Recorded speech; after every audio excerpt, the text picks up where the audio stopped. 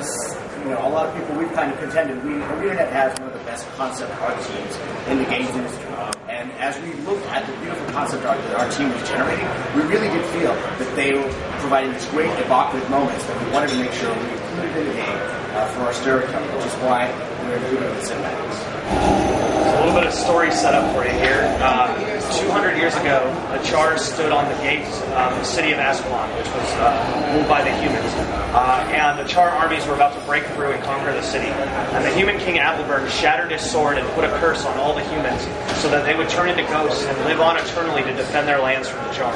And we're at the front lines of a battle now against these ghosts that are constantly defending the lands against the Charr trying to take them over.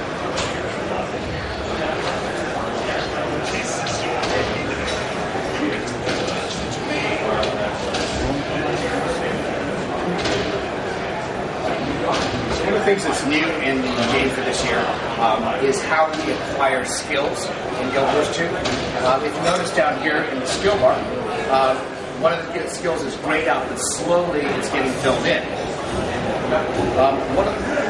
We found that, as you know, weapon skills in Guild Wars 2 are tied to whatever weapons you equip. As you use that weapon more now, it will begin to unlock skills. We felt this was a great way for players to feel, we just unlocked the skill net shot.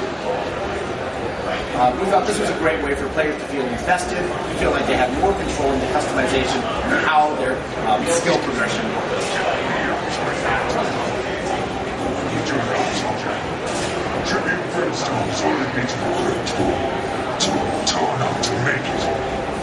What's so important for what did you choose? Ghost to Barrett is far more powerful than we thought.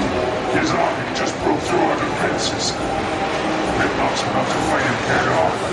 If he succeeds, it'll be weeks before the ghost reforms, and we can rebuild our perimeter. On our way. So we're headed off now to try to hunt down Duke Baradin, who is leading the Ghost Army that the Charr are fighting against. And for those familiar with Guild Wars 1, Duke Baradin was actually one of the first characters you met at the start of Guild Wars 1. So one of the other new features that we've added to the demo this year is the ability to, we've gotten rid of energy from the game and replaced it instead with this dodging. So you can see down here you have a dodge bar that's slowly building up power until you get to the point where you can use it to dodge. And that dodge allows you to actually evade any attack. So you can dodge projectiles, you can dodge swinging weapons.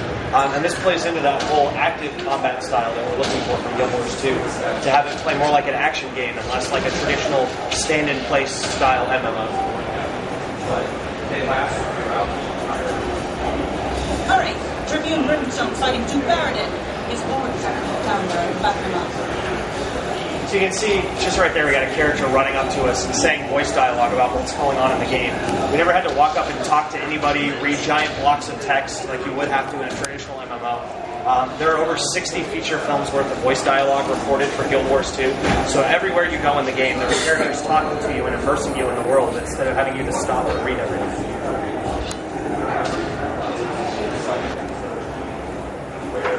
So there's a couple other players running around next to us there.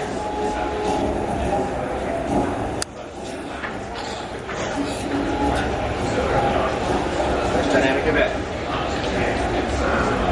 And there was Duke Baradin.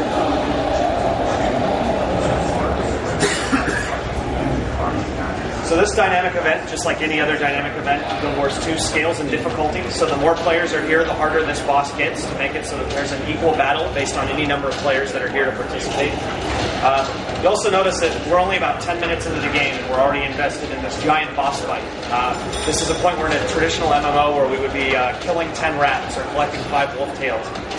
This is our way of showing Guild Wars 2 is going to be more than anything you've ever seen before. There are going to be giant bosses all over the game that everyone gets to experience and play against.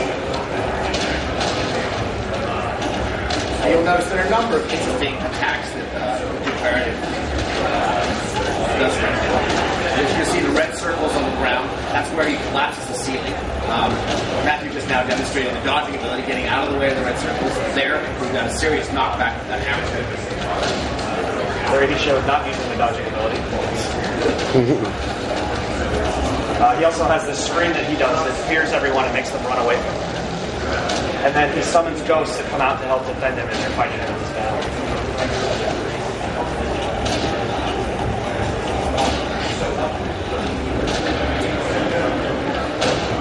Oh, dodge that. There you go. That's the stuff.